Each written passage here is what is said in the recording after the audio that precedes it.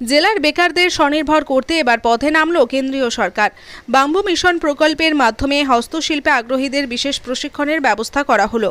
বালুরঘাট ব্লকের ডাঙ্গা পঞ্চায়েতের রঘুনাথপুর এলাকায় আম্বেদকর লাইব্রেরি ও রিসার্চ সেন্টারে প্রশিক্ষণ শিবির শুরু হয়েছে।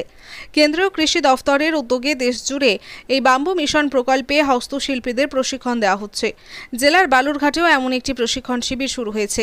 শুধুমাত্র প্রশিক্ষণ শিবির নয়, প্রায় 1 কোটি টাকা ব্যয়ে বালুরঘাটে ইনকিউবেশন সেন্টার তৈরি করা হচ্ছে। সোমবার বিকেলে এই প্রশিক্ষণ শিবির ঘুরে দেখলেন বালুরঘাটের সাংসদ সুকান্ত মজুমদার ও তপনের বিধায়ক বুধ রায় টুডু। সুকান্ত মজুমদারের বক্তব্য, উত্তর পূর্ব ভারতে বাঁশের তৈরি বিভিন্ন সামগ্রীর খুব চাহিদা রয়েছে। কেন্দ্রীয় সরকারের কৃষি মন্ত্রণালয় এই বাম্বু মিশন প্রকল্পটি চালায়। সারা ভারতবর্ষে এই প্রকল্প চলছে, পশ্চিমবঙ্গেও বাঁশের চাষ বেশি। তাই এই প্রকল্পটি পশ্চিম বাংলায় চালু করার জন্য রাজ্য সরকারকে প্রস্তাব দিয়েছিলাম, কিন্তু তারা সাড়া দেয়নি।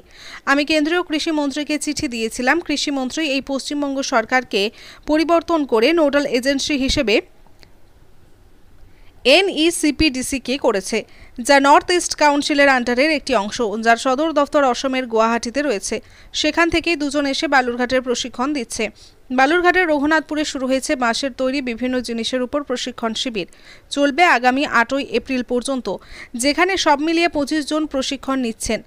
ভারত সরকারের কৃষি দফতরের উদ্যোগে কর্মসংস্থানের উদ্দেশ্যে বেকার তরুণ তরুণীদের যারা শিল্পকলায় উৎসাহী তাদের একত্রিত করে 1 মাসের বিশেষ প্রশিক্ষণের ব্যবস্থা করেছে উত্তর পূর্বাঞ্চল উন্নয়ন মন্ত্রক।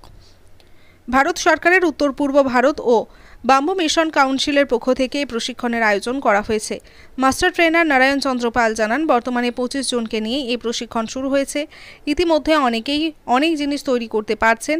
এদের আরও একবার প্রশিক্ষণ দিলে এরা নিজেরা সব কাজ নিখুঁতভাবে করতে পারবে।